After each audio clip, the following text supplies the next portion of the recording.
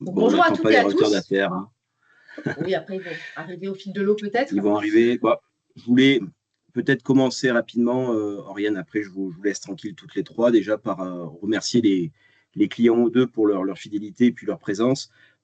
Sachez que c'est la première fois qu'on organise ce type d'événement pour une catégorie de clients, et en particulier le service à la personne et en particulier les O2. On sait que les problématiques en droit social, en fonctionnement globalement de la paye au quotidien sont des enjeux très importants pour vous. Et c'est pour ça qu'on a décidé de faire effectivement un webinaire organisé par Monpol Pay à destination des clients O2 qui sont en fort développement depuis maintenant 2 ans chez Paul FGC. Je voulais remercier une deuxième fois Oriane, Pauline et Cindy pour effectivement la gestion au quotidien et puis aussi pour l'organisation de cet événement. Je sais que c'est stressant, mais comme je vous l'ai dit, il va falloir effectivement maintenant communiquer. Et en tout cas, je suis persuadé que ça va bien se passer et je vous remercie au nom des clients également. Je vous laisse la parole. À bientôt. À bientôt. Merci. Donc, bonjour à tous et à toutes. Merci de vous joindre à nous pour ce webinaire qui est consacré à la convention collective des services à la personne. Nous allons vous accompagner pendant les 45 prochaines minutes pour explorer les principaux enjeux juridiques et pratiques qui concernent les employeurs et les salariés dans le secteur des services à la personne. Donc, ce secteur, comme vous le savez, il est particulièrement régulé par des normes juridiques précises, dont la convention collective des SAP, qui définit des règles spécifiques, notamment en matière de temps de travail, de rémunération, de conditions de travail. Donc, l'objectif, finalement, au travers de ce premier webinaire, c'est de faire un point détaillé, ciblé sur une de ces règles conventionnelles. Avant toute chose, on va rapidement se présenter pour ceux qui ne nous connaîtraient pas. Donc, moi, je m'appelle Oriane Roux, je suis juriste en droit du travail au sein de Monpol Pay depuis plus de 4 ans. Bonjour à tous, moi c'est Pauline Agator, donc je suis gestionnaire de paye au sein de Monpol Pay depuis presque 5 ans. Et depuis mon arrivée, j'ai en gestion plusieurs dossiers qui relèvent de la convention collective des services à la personne. Bonjour, je m'appelle Cindy Péquet, je suis gestionnaire de paye depuis 5 ans au sein de Monpol Pay et je m'occupe de plusieurs dossiers appliquant la convention collective service à la personne depuis 2 ans. Donc, Monpol Pay, c'est une filiale du groupe FGC, qui est un cabinet comptable varois qui a été fondé il y a plus de 60 ans. Monpol Pay, c'est un pôle social qui est composé d'une vingtaine de collaborateurs spécialisés en droit du travail, droit de la sécurité sociale et gestion de la paye. Donc, nous offrons également des missions d'audit pour accompagner nos clients dans l'optimisation et la sécurisation de leurs procédures. Et en plus, Monpol Pay est un organisme de formation agréé, certifié Calliope. Nous proposons des formations adaptées à tous les niveaux et aux besoins spécifiques de chacun pour vous permettre de monter en compétences. Donc là, on vous a mis les liens vers notre site internet, Monpol Pay, notre blog également, et aussi sur notre catalogue de formations. Comme ça, vous pourrez voir effectivement l'étendue des formations que l'on propose en 2025. Alors aujourd'hui, nous allons aborder plusieurs points essentiels. On va commencer par la notion de travail effectif, qui est un concept clé dans la gestion des horaires des salariés dans ce secteur. Nous verrons ainsi tout d'abord la définition légale du travail effectif et son application spécifique aux intervenants à domicile, le temps de travail effectif pour ce personnel-là en particulier. Dans une seconde partie, nous aborderons la question souvent complexe du temps de trajet. Quand et comment ce temps est-il rémunéré ou compensé? On pourra explorer également les interruptions au cours de la journée de travail et leur traitement en termes de rémunération et de temps de travail. Nous aurons aussi quelques cas pratiques pour illustrer ces concepts et rendre les règles plus concrètes et applicables à votre réalité quotidienne. Et dans la troisième partie, nous aborderons un sujet plus spécifique sur la gestion des trajets domicile-lieu de travail, avec des dispositifs qui sont en vigueur pour soutenir les employeurs et les salariés, avec la prise en charge de l'abonnement au transport public des salariés, la prime transport, le forfait mobilité durable. Donc, on fera un petit point sur ces différents dispositifs. Et on terminera par une analyse de l'actualité juridique 2025, puisqu'on a eu un changement majeur qui s'est opéré cette année avec l'obligation de partage de la valeur pour les entreprises de plus de 11 salariés. On fera également un point sur la prime de partage de la valeur, justement, son régime social et fiscal en 2025. Et on pourra terminer sur les aides à l'embauche. Voilà, donc on espère que cette présentation, elle vous apportera des éclairages utiles et vous aidera à mieux comprendre et appliquer ces règles dans le cadre de votre activité. Et voilà, comme on le disait tout à l'heure avec Monsieur Gury, on vous invite à poser vos questions dans l'espace dédié. Nous, on y répondra ultérieurement. Alors, soit pour ceux qui sont clients, évidemment, on vous fera un retour personnalisé. Sinon, on y répondra au travers d'un article que nous pourrons diffuser sur le blog MonPolPay. Voilà, n'hésitez pas d'ailleurs à nous suggérer éventuellement des thématiques que vous souhaiteriez qu'on aborde dans le cadre d'un autre webinaire. Voilà, donc commençons tout de suite par la notion de travail effectif. Nous allons d'abord revenir sur la notion du temps de travail effectif d'après le Code du travail.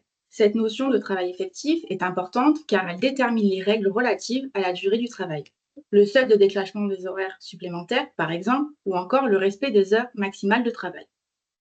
Le temps de travail effectif est le temps pendant lequel un salarié est à la disposition de son employeur et se conforme à ses directives sans pouvoir vaquer librement à des occupations personnelles.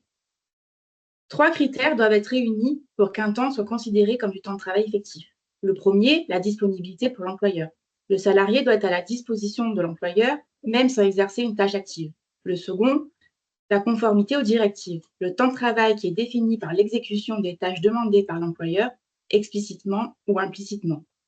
Le dernier, l'impossibilité de vaquer librement à des occupations personnelles. Le salarié ne doit pas pouvoir utiliser son temps librement pour des activités personnelles. Nous allons aborder la notion de temps de travail effectif concernant le temps de restauration et de pause. Le temps de pause et de repas ne sont pas considérés comme du temps de travail effectif. Cependant, si le salarié doit rester à la disposition de l'employeur pendant sa pause, alors ce temps peut être requalifié en temps de travail effectif. Dans ce cas, le temps de travail sera rémunéré. Pour rappel, un salarié a droit à une pause de 20 minutes consécutives des 6 heures de travail. Cette pause peut être prolongée par convention ou décision de l'employeur. En principe, le temps de pause n'est pas rémunéré, sauf dispositions plus avantageuses prévues dans la convention collective ou dans le contrat de travail. La pause doit être continue de 20 minutes et ne peut être remplacée par plusieurs pauses courtes. Nous allons passer à la notion de travail effectif pendant les trajets. Nous allons commencer par voir le principe général sur les temps de trajet. C'est lorsqu'un salarié est tenu à un planning strict ou reste à la disposition de son employeur pendant ses déplacements. Ces temps sont considérés comme du temps de travail effectif. A contrario, si le salarié reste libre de ses occupations pendant ses trajets, comme choisir un itinéraire ou vaquer à ses affaires personnelles, ces trajets ne sont pas du temps de travail effectif. Qu'en est-il du temps de trajet entre 2 lieux de travail? Le temps de trajet entre 2 lieux de travail, par exemple entre 2 interventions. Dans ce cas-là, le temps de trajet sera considéré comme du temps de travail effectif si le déplacement fait partie intégrante des missions du salarié et si le salarié reste sous la direction de l'employeur. De ce fait, la qualification des temps de trajet comme travail effectif dépend de la nature des obligations personnelles imposées pendant ces déplacements.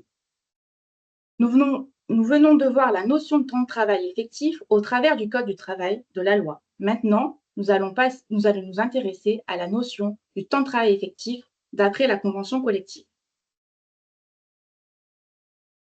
En effet, la convention collective définit clairement ce temps de travail effectif pour une catégorie de salariés en particulier. D'après la convention collective, les salariés concernés par cette définition sont ceux intervenant à domicile ou sur le lieu choisi par le bénéficiaire de la prestation, à l'exclusion du personnel administratif ou d'encadrement. Voici les différents temps qui constituent du travail effectif pour cette catégorie de salariés intervenant à domicile. Tout d'abord, nous avons le temps de préparation, le temps pour se préparer, exemple revêtir une tenue spécifique, et du temps de travail effectif. Le temps de restauration, le temps de repas est compris en compte s'il se passe sur le lieu d'intervention et lié au service.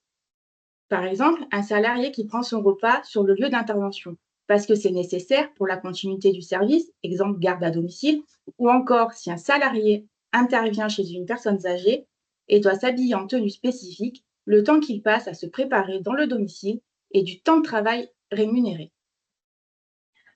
Ensuite, il y a le temps de déplacement professionnel entre 2 lieux d'intervention. Nous aborderons ce point plus en détail par la suite. Et pour finir, l'intervention d'astreinte s'entend comme une période pendant laquelle le salarié, sans être à la disposition permanente et immédiate de l'employeur, a l'obligation de demeurer à son domicile ou à proximité afin d'être en mesure d'intervenir pour effectuer un travail au service de l'entreprise, la durée de cette intervention étant considérée comme du temps de travail effectif. Voilà quelle est la définition du temps de travail effectif selon la convention collective, ce qui signifie que pendant ce temps-là, le salarié doit être rémunéré. A contrario, la convention collective prévoit que certaines périodes ne constituent pas du temps de travail effectif. Tout d'abord, le temps normal de trajet entre le domicile et le lieu d'intervention, compris dans la zone géographique d'intervention, d'une durée inférieure ou égale à 45 minutes ou d'une distance inférieure ou égale à 30 km. En cas de dépassement du temps normal de trajet, il faut verser une compensation financière au moins égale à 10% du taux horaire du salarié. Pour finir, le temps entre deux interventions en cas d'interruption d'une durée supérieure à 15 minutes. Vous l'aurez compris, ces temps-là ne sont pas assimilés à du temps de travail effectif par la convention collective. Nous allons maintenant nous intéresser plus particulièrement à la gestion du temps de trajet du domicile au lieu d'intervention d'après le Code du travail. Comme on l'a vu, la durée effective est le temps pendant lequel le salarié est à la disposition de l'employeur, se conforme à ses directives et ne peut vaquer librement à des occupations personnelles. Par principe, le temps de déplacement pour se rendre sur son lieu de travail n'est pas du temps de travail effectif. Toutefois, si ce temps de trajet dépasse le temps normal de trajet entre le domicile et le lieu habituel de travail, il faut être vigilant car les compensations sont prévues. Il faut donc bien comprendre la différence entre deux temps, entre un temps normal de trajet et le temps inhabituellement long. Tout d'abord, le temps de trajet habituel pour se rendre au lieu de travail n'est pas considéré comme du temps de travail effectif, sauf si circonstances particulières s'appliquent, comme un handicap. Quant au temps de trajet inhabituel, c'est lorsque le salarié doit effectuer un trajet plus long que celui habituellement nécessaire pour se rendre sur son lieu de travail. Ce temps ne constitue pas un travail effectif, mais doit ouvrir droit à une compensation pour le salarié, soit sous forme de repos, soit financièrement. Voilà donc quelle est la définition légale de ces temps de trajet entre le domicile et le premier lieu d'intervention ou le dernier lieu d'intervention vers le domicile. En effet, la convention collective définit par ailleurs cette notion. Nous passons donc à la gestion du temps de trajet entre le domicile et le premier lieu d'intervention d'après la convention collective. Le temps normal de trajet entre le domicile et le lieu d'intervention, compris dans la zone géographique aller ou retour, d'une durée inférieure ou égale à 45 minutes ou d'une distance inférieure ou égale à 30 km, n'est pas du temps de travail effectif. A contrario, si le temps de trajet excède 45 minutes ou 30 km, il est considéré comme du temps de travail effectif et ne doit pas compenser financièrement à hauteur de 10% du taux horaire. Par exemple, un salarié met plus de 45 minutes pour se rendre sur son premier lieu d'intervention. L'employeur devra lui verser une compensation supplémentaire. Cette compensation peut se faire sous forme différente, par une rémunération directe pour chaque minute de trajet excédentaire, par une indemnisation forfaitaire ou par le remboursement des frais engagés.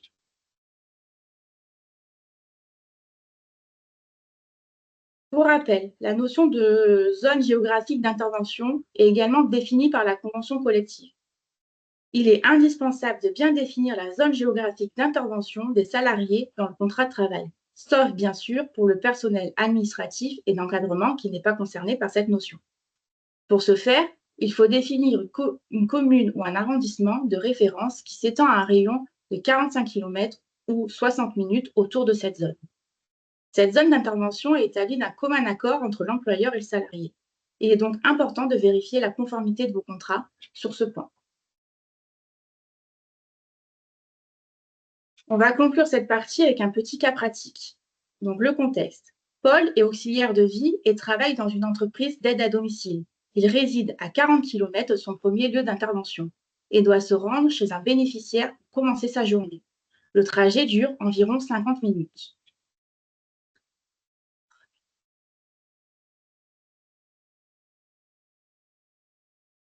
Comme nous l'avons évoqué précédemment, le temps de trajet entre le domicile et le lieu d'intervention est considéré comme du temps de travail effectif lorsqu'il est supérieur ou égal à 45 minutes ou supérieur ou égal à 30 km. En conséquence, selon la convention collective, l'employeur doit compenser ce temps excédentaire effectué par Paul par une indemnisation qui doit être au moins égale à 10% du taux horaire pour chaque minute excédentaire après les 45 minutes. Alors, un petit exemple de calcul, si Paul est payé 12 € de l'heure et que le trajet excède 45 minutes, l'employeur devra indemniser Paul à hauteur de 10% de 12 €, soit 1,20 € par heure de trajet excédentaire.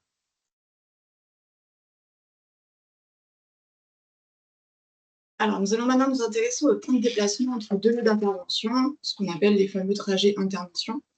Donc, voyons comment la convention collective définit ces temps de déplacement. La convention instaure deux conditions pour que le temps de trajet effectué entre deux interventions soit considéré comme du temps de travail effectif. En effet, il faut que l'intervention dure moins de 15 minutes et que le salarié ne puisse pas retrouver son autonomie. Lorsque l'interruption entre deux interventions est inférieure à 15 minutes, elle est considérée comme du temps de travail effectif et doit être donc rémunérée. Cela signifie que même si le salarié n'effectue pas d'intervention directe auprès d'un bénéficiaire, il est toujours considéré à la disposition de l'employeur pendant cette période. Le salarié doit donc être rémunéré pour ce laps de temps, et ce, même s'il n'est pas physiquement en intervention. Lorsque l'interruption dépasse 15 minutes et qu'elle ne constitue pas un temps de déplacement, trajet entre deux lieux d'intervention, il s'agit d'un temps hors trajet, au sens de la convention collective, ce qui signifie que le salarié n'est plus à la disposition de l'employeur pour des tâches spécifiques comme l'attente ou le repos entre deux interventions. Dès lors que le salarié n'est plus à la disposition de l'employeur pendant cette période et qu'il peut vaquer à ses occupations personnelles, ce temps n'est pas rémunéré. Attention toutefois, ce temps peut être rémunéré si l'employeur a donné des instructions spécifiques qui impliquent que le salarié reste à sa disposition. Par exemple, s'il doit rester sur le lieu de l'intervention ou en attente d'une tâche. Afin de mieux comprendre cette notion, voici un exemple plus concret. Voici le contexte, c'est Sophie qui effectue une journée de travail où elle a deux interventions, avec une pause de 20 minutes entre les deux.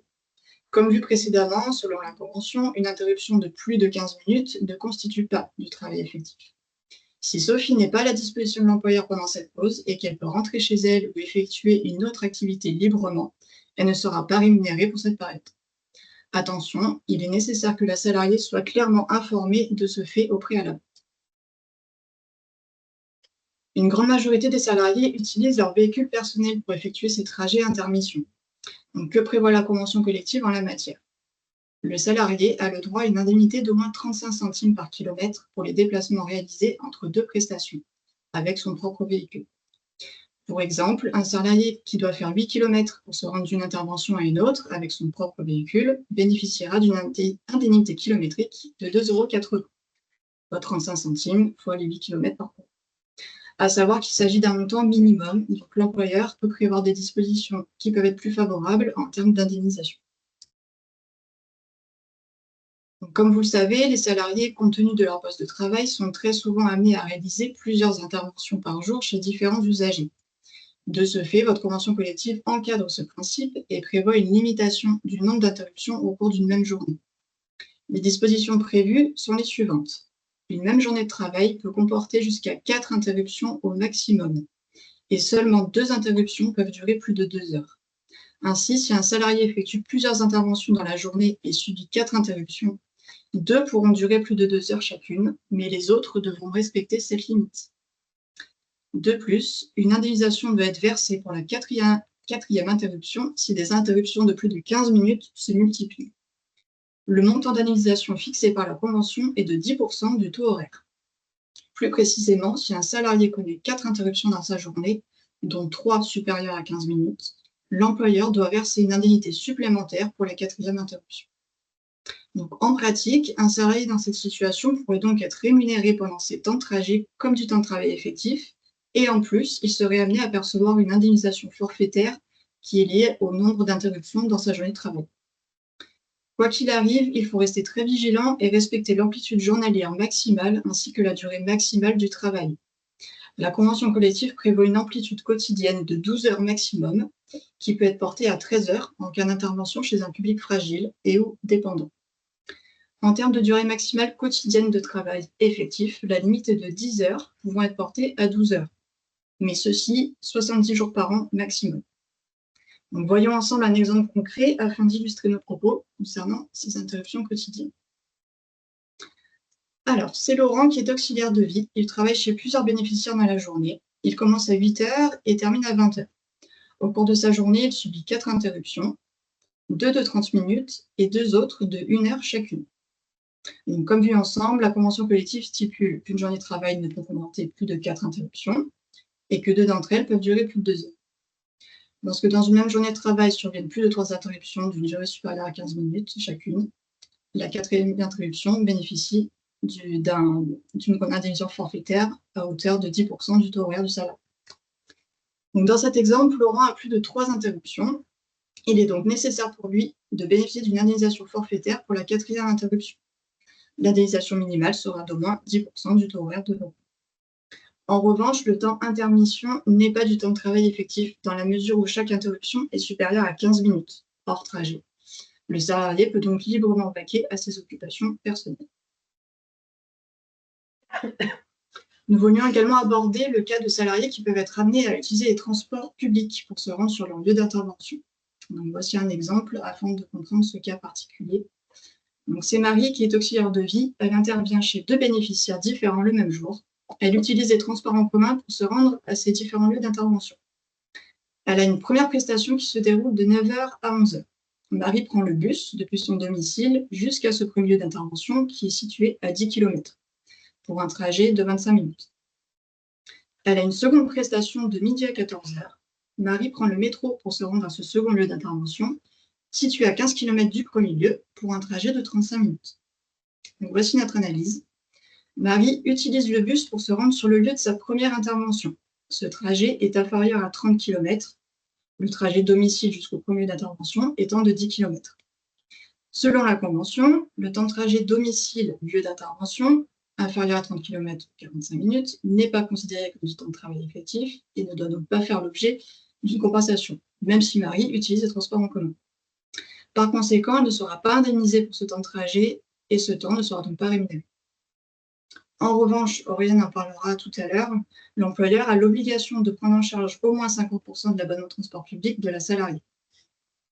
Ensuite, Marie a 1 heure d'interruption entre ces 2 interventions. Si l'employeur ne lui impose pas de consigne particulière, par exemple prendre un appel ou réaliser une autre tâche, ce temps de pause de 1 heure sera non rémunéré, car il dépasse 15 minutes et elle n'est plus à la disposition de l'employeur.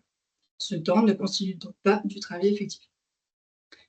Enfin, le trajet de 15 km entre les 2 lieux d'intervention prend 35 minutes en métro. Ce trajet est considéré comme du temps de travail effectif seulement si le salarié ne retrouve pas son autonomie. Par exemple, si elle doit attendre entre 2 lignes de métro ou si elle est contrainte de respecter un délai imposé par son employeur. Donc, cet exemple montre que les trajets en transport en commun sont traités de la même manière que les trajets effectués avec un véhicule personnel en termes de durée et de compensation. Mais les règles de rémunération ou d'indemnisation varient selon les circonstances, l'autonomie pendant le trajet, etc. Donc, je laisse maintenant la parole à Oriane qui va revenir sur l'obligation de prise en charge des abonnements de transport public par l'employeur.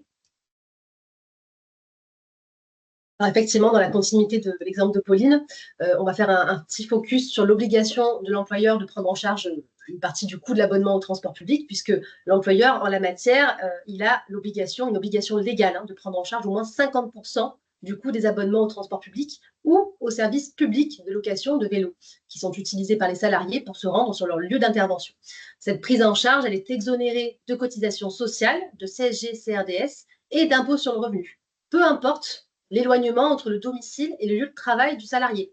Donc, le salarié doit bien sûr fournir les justificatifs requis et il ne faut pas oublier que l'abonnement doit être nominatif. En l'absence de prise en charge des frais de transport public, l'employeur encourt une sanction. Donc, c'est une amende qui peut aller jusqu'à 750 € pour une personne physique et 3 750 € pour une personne morale. Donc, il faut vraiment être vigilant sur cette obligation de prise en charge des frais de transport. L'employeur, vous le savez, peut aussi choisir de prendre en charge plus de 50%. Mais cette prise en charge excédentaire, elle va rester exonérée dans la limite des frais réellement engagés et sous certaines conditions. Donc, cette condition, c'est qu'il faut que l'éloignement entre la résidence du salarié et son lieu de travail soit dû à des contraintes professionnelles ou familiales. Et ainsi, la prise en charge supplémentaire pourra rester exonérée de cotisations sociales. Donc, par contrainte professionnelle ou familiale, il peut s'agir, par exemple, de difficultés pour trouver un emploi, d'une prise en compte du lieu d'activité du conjoint, de l'état de santé du salarié ou d'un membre de sa famille, de la scolarité des enfants. Donc voilà, autant de contraintes qui pourraient justifier cet éloignement. Dans le cas contraire, si l'éloignement est dû à une convenance personnelle et donc pas une contrainte pro ou familiale, la part excédentaire au-delà de 50% est soumise à cotisation sociale. Et le principe en la matière, c'est qu'effectivement, la part excédentaire au-delà de 50%, en principe, est imposable. Voilà, donc ça, c'est la règle. Mais, comme vous le savez certainement, pour les années 2022 à 2024, les employeurs qui allaient au-delà de 50% ont pu bénéficier d'un régime social et fiscal avantageux pour la fraction de prise en charge entre 50 et 75%.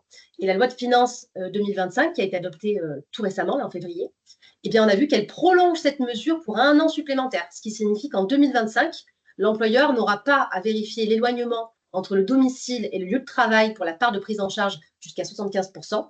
Et concrètement, cette fraction, elle va bénéficier du même régime social et fiscal que pour la prise en charge obligatoire de 50%.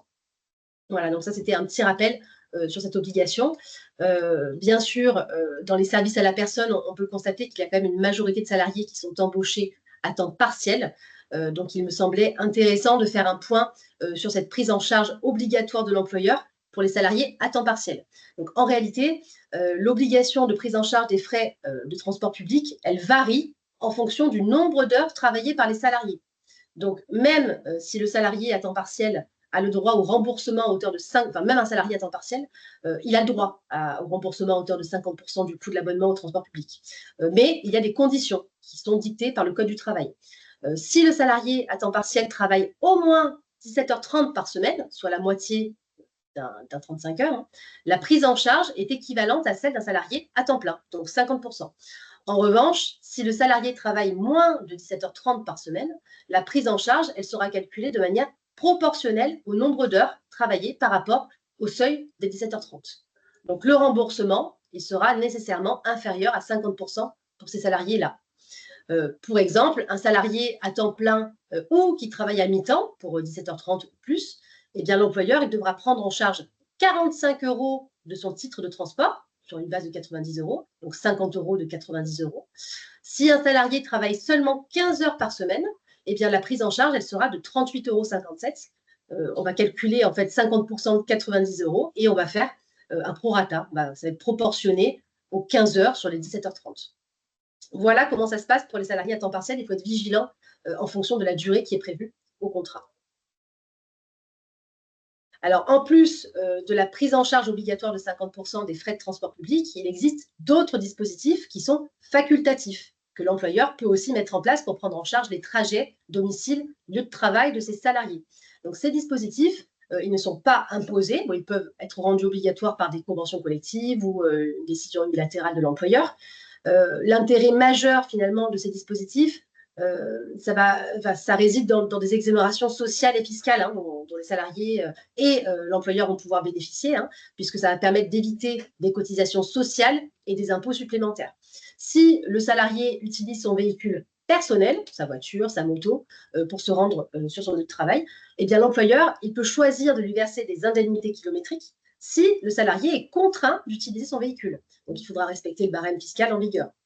Sinon, l'employeur peut décider de verser une prime transport, ce qui va permettre de couvrir tout ou partie des frais de carburant ou des frais qui sont liés à l'alimentation des véhicules électriques. Puis, le salarié opte pour un mode de transport plus écologique, comme le vélo, la trottinette, le covoiturage, eh bien l'employeur peut prendre en charge ces frais grâce au forfait mobilité durable. Donc, il est important de souligner que la mise en place de la prime transport et du forfait mobilité durable, elle nécessite un accord d'entreprise ou à défaut un accord de branche. Et s'il n'y a pas d'accord d'entreprise, une DUE, une décision unilatérale de l'employeur, est possible après avoir consulté pour avis le CSE, s'il existe. Donc, il y a vraiment un formalisme spécifique à respecter et tous les salariés doivent pouvoir en bénéficier sur le principe. Donc, attention à l'égalité de traitement lorsqu'on met en place ce type de dispositif. Pour information, à partir de de janvier 2025, les mesures exceptionnelles en matière de prise en charge des frais de transport domicile lieu de travail, elles ne sont plus applicables. Donc, par conséquent, je vous ai mis ici les nouveaux plafonds à titre indicatif, car ces montants reviennent au régime de base. Voilà, donc certains dispositifs sont cumulables, on va le voir. Donc, on a la prime transport, donc le plafond est aujourd'hui de 600 € contre 700 € auparavant, donc 300 € pour les frais de carburant. Le forfait mobilité durable, on a un plafond de 600 € contre 700 € en 2024. On a un cumul possible entre la prime transport et le forfait mobilité durable avec un plafond global de 600 € contre 700 en 2024, dont 300 € pour les frais de carburant. Et enfin, on a un cumul possible entre les frais transport public et le forfait mobilité durable avec un plafond d'exonération de 900 € contre 800 en 2024. Donc voilà pour ces dispositifs de prise en charge. On en arrive à la dernière partie qui porte sur l'actualité sociale 2025. Donc, comme indiqué en introduction tout à l'heure, on va parler de la nouvelle obligation de partage de la valeur pour les entreprises à partir de 11 salariés. On fera un point également sur la prime de partage de la valeur, pour rappeler un petit peu qu'est-ce que c'est que cette prime dans les grandes lignes, et surtout rappeler quel est le régime social et fiscal qui s'applique à elle en 2025. Et enfin, on fera un point sur les aides à l'embauche 2025. Alors, avant toute chose, effectivement, je souhaitais attirer votre attention sur l'entrée en vigueur, donc depuis le 1er janvier 2025, de la nouvelle obligation de partage de la valeur qui s'applique aux entreprises de 11 à 49 salariés. Alors, il faut savoir que ça peut aussi concerner certaines entreprises de plus de 50 salariés, mais qui ne sont pas soumises de manière obligatoire à la participation. Pardon. Donc, concrètement, il s'agira des salariés qui ont atteint le seuil de 50, mais pas depuis 5 années consécutives. Donc, pour information, j'avais présenté un webinaire sur cette thématique. Vous pourrez le retrouver et le consulter sur notre chaîne YouTube si vous le souhaitez, et dans laquelle je rentre plus dans le détail. Donc là, l'idée aujourd'hui, c'était de la rappeler vraiment simplement. Donc, cette nouvelle obligation, elle va concerner les exercices ouverts à compter du 1er janvier 2025, pas avant. Et il s'agit d'un dispositif expérimental pour les 5 prochaines années, donc en principe jusqu'au 29 novembre 2028. Alors, les employeurs qui vont être soumis à cette nouvelle obligation sont ceux qui remplissent ces 3 conditions. Donc, il faut avoir réalisé un bénéfice net fiscal au moins égal à 1% du chiffre d'affaires pendant 3 exercices consécutifs. La deuxième condition, c'est d'avoir au moins 11 salariés et moins de 50, comme on l'a vu. Il s'agit donc d'un effectif salarié annuel moyen de l'entreprise, donc c'est l'effectif sécurité sociale, c'est-à-dire la moyenne du nombre de personnes qui ont été employées au cours de chacun des mois de l'année civile précédente. La troisième condition, c'est de ne pas être déjà couvert par un dispositif d'intéressement ou de participation en cours de validité. Donc, il n'y a pas de nouveau dispositif à mettre en place, en plus de celui existant, si c'est le cas. Voilà, donc conformément à cette nouvelle réglementation, si les conditions qu'on vient de voir sont remplies, d'effectifs, de bénéfices nets fiscal, que l'entreprise n'est pas déjà couverte par un dispositif d'intéressement ou de participation en cours de validité, ni n'a versé de prime de partage de la valeur, ni abondé à un plan d'épargne salariale au titre du 4e exercice suivant les 3 exercices sur lesquels la condition du bénéfice a été réalisée, eh bien, elle devra opter pour un dispositif de partage de la valeur. Et on va voir justement quels sont les dispositifs que la société peut choisir. Donc, l'entreprise peut décider de verser une prime de partage de la valeur. Cette prime, vous le savez, elle peut être modulée en fonction de critères spécifiques, on le verra plus tard. Elle peut être réservée aux salariés dont la rémunération ne dépasse pas un certain plafond, par exemple 3 SMIC. Aucun montant minimum n'est requis, mais attention quand même, dans le cadre de cette loi de partage de la valeur, il est important que le montant versé soit cohérent avec la situation financière de l'entreprise. L'objectif, c'est d'éviter tout risque de fraude sociale. Donc, il faut quand même que le montant soit suffisamment significatif. Deuxième option, l'entreprise peut mettre en place un régime d'intéressement ou de participation. L'octroi des droits doit rester aléatoire, sans garantie de versement, et l'intéressement doit être mis en place avant fin juin 2025 pour les exercices ouverts au 1er janvier 2025. Donc, il y aura une petite urgence quand même pour celles qui souhaiteraient opter pour l'intéressement. Et enfin, troisième option, abonder sur un plan d'épargne salariale ou retraite d'entreprise, sachant qu'aucun montant minimum n'est exigé. Voilà, donc finalement, les premières entreprises qui vont être concernées pour les exercices qui s'ouvrent entre le 1er janvier 2025 et le 31 décembre 2025 vont être celles qui ont réalisé un bénéfice net fiscal au moins égal à 1% du chiffre d'affaires sur les exercices 2022, 2023 et 2024. Ces entreprises, elles devront mettre en place un dispositif de partage de la valeur pour l'exercice 2025. Alors, il est possible aussi qu'une entreprise ne remplisse pas les conditions en 2025, mais qu'elle soit concernée par cette obligation au cours des 5 prochaines années, puisque je vous le disais, c'est un dispositif qui est prévu pour 5 ans. Donc, il est important de rester vigilant quand même tout au long de cette période et jusqu'en 2028. Voilà, donc de prime abord, alors en fonction des besoins de l'entreprise, bien sûr, et des possibilités, mais la mise en place d'une PPV, d'une prime de partage de la valeur, pourrait être une option à privilégier en raison de sa flexibilité et de sa simplicité de mise en œuvre. Donc là-dessus, justement, on va faire un petit point de rappel. Donc cette PPV, initialement, elle était connue sous le nom de prime exceptionnelle de pouvoir d'achat ou de prime Macron. Elle a été renouvelée à de nombreuses reprises et finalement, elle a été définitivement consacrée comme un véritable dispositif de partage de la valeur pérenne en 2022. Donc les entreprises, elles peuvent la mettre en place chaque année selon des conditions différentes.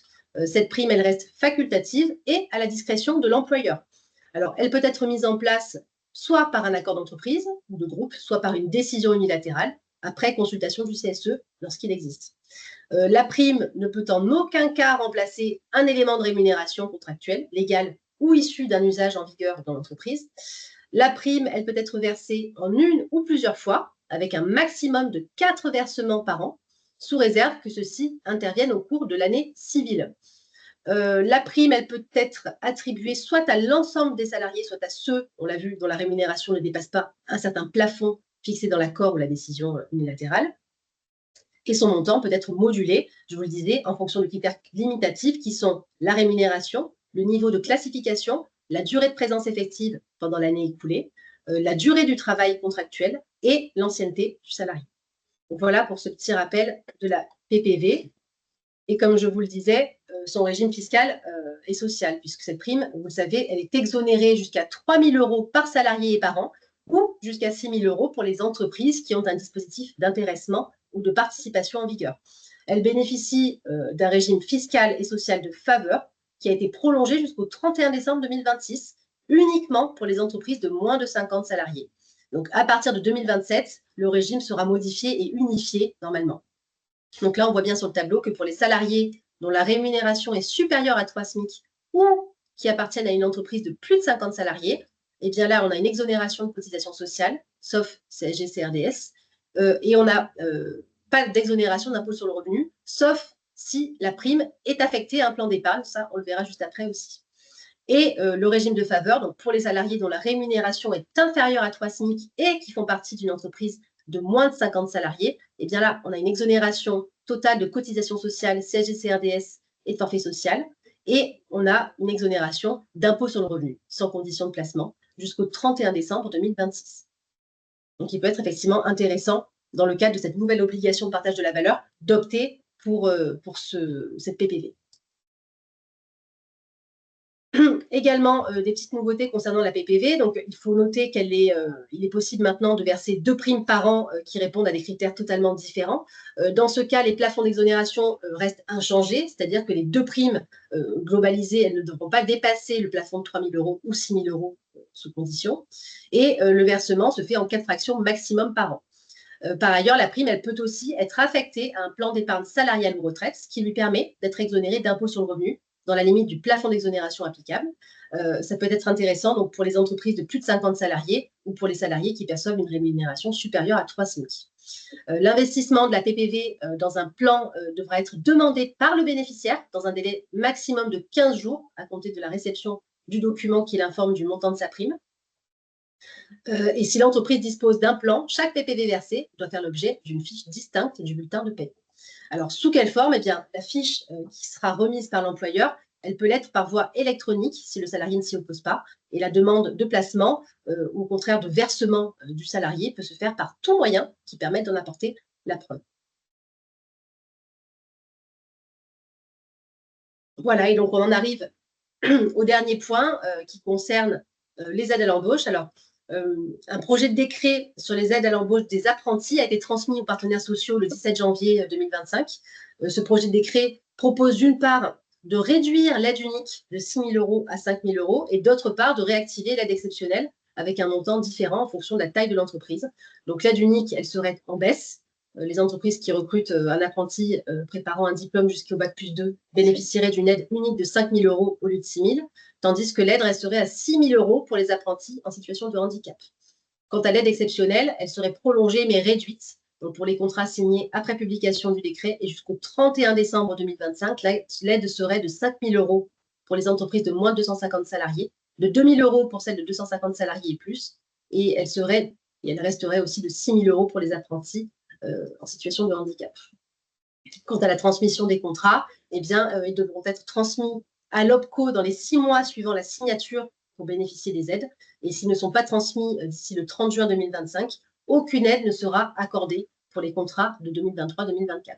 Voilà, donc on est toujours dans l'attente de la publication du décret qui officialisera ces points.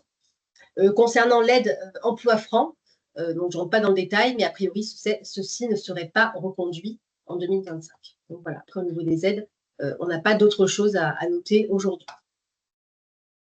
Donc on en arrive à la conclusion. Donc, en résumé, si je dois revenir sur les parties précédentes, on l'a vu, la gestion des trajets et des interruptions dans le cadre des interventions à domicile, elle nécessite une bonne compréhension des règles applicables dans la convention collective des services à la personne.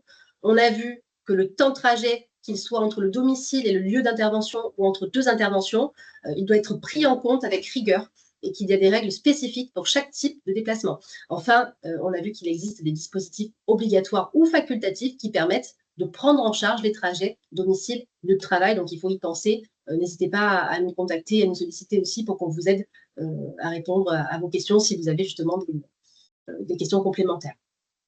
Voilà, donc on vous remercie pour votre attention. On espère que ce webinaire vous a été utile et on se donne rendez-vous pour de prochains webinaires dans le secteur des SAP. On vous tiendra informé. Juste une question, Oriane. Merci Oui. beaucoup, en tout cas, à toutes les trois. C'était très clair. Comme d'habitude, très dense. Moi, j'ai toujours peur des webinaires. C'est d'une complexité. On a tenu le timing. Et il y a eu des exemples, donc ça permettait effectivement de mieux comprendre. Peut-être une petite remarque sur la PPV. Sachez qu'étant donné qu'il y a un critère comptable, les personnes David et Clément et les autres personnes qui travaillent sur vos dossiers au niveau comptable font bien suivi des déficits fiscaux ou en tout cas des résultats fiscaux pour vérifier si on dépasse ou pas le critère des seuils. Donc ça, on est en lien avec la compta et le social. J'ai juste une question pour ma part, Oriane. Est-ce que ce webinaire-là, les slides vont être communiqués aux participants? On le peut, bien sûr. Oui, tout à fait. Ouais, je pense que ça serait bien. Je pense que ça serait bien. Pas de souci. La vidéo, elle sera diffusée normalement sur la chaîne YouTube de MonPolPay aussi.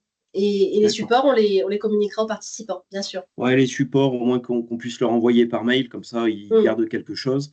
Et puis, comme le disait Oriane en introduction, on est assez attentif à ce dont vous avez besoin. Donc, si vous avez besoin effectivement d'un webinaire spécifique, alors, sauf si c'est une seule personne qui demande, après, si on a plusieurs personnes qui nous demandent la même chose, on va essayer d'organiser les choses pour faire des webinaires dédiés aux deux et spécifiques à vos demandes. Voilà.